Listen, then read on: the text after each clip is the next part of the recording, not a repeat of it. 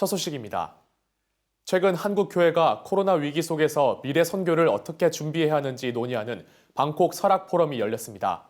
어떤 내용들이 다뤄졌는지 알아봅니다. 조준하 기자입니다.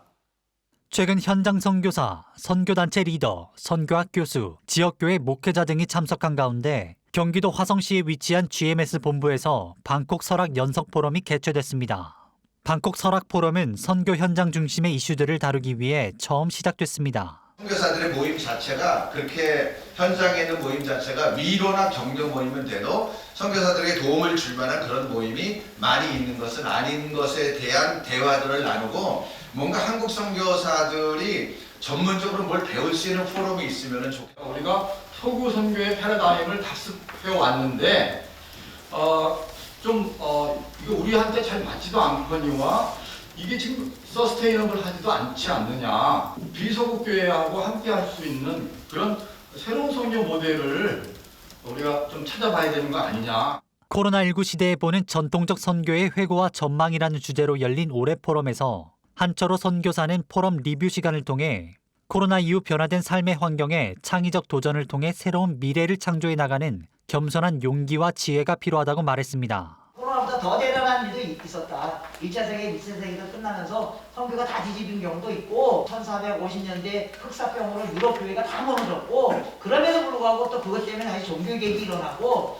코로나는 그냥 어려운 것이 아니라 결국 우리가 극복해야 할 이슈다. 선교에도 마찬가지다.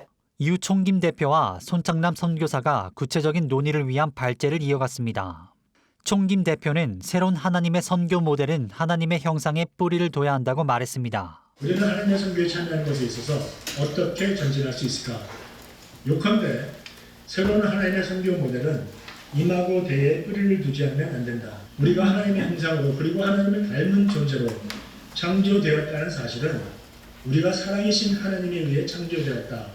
손창남 선교사는 전통적인 선교가 줄어드는 것은 시간 문제라며 전통적 선교를 대체할 다른 방법들을 모색해야 한다고 전했습니다. 그동안에 우리가 했던 그 선교에 대한 반성, 성찰 그것이 어떻게 되느냐에 달려있다고 봐요. 그러니까 그거 안 하고 그냥 우리 이렇게 하자라고 하는 거는 제가 볼 때 너무 현실성이 떨어지는 대안이라고 생각하고. 손 선교사는 해외 근로자 등 주변 외국인들을 대상으로 한 사역에 큰 관심과 실천이 필요하고 지나친 단기 선교 여행은 지양해야 한다고 말했습니다.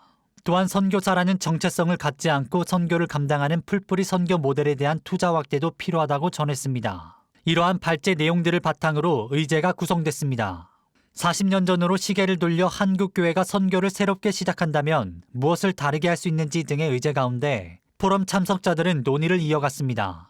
포럼 참석자들은 논의가 끝난 후 한국교회가 선교의 새로운 패러다임으로 풀뿌리 선교를 진지하게 생각하고 그 확산을 위해 여러 선교 주체가 노력한다는 등의 내용을 이끌어냈습니다. CGN 투데이 조준하입니다.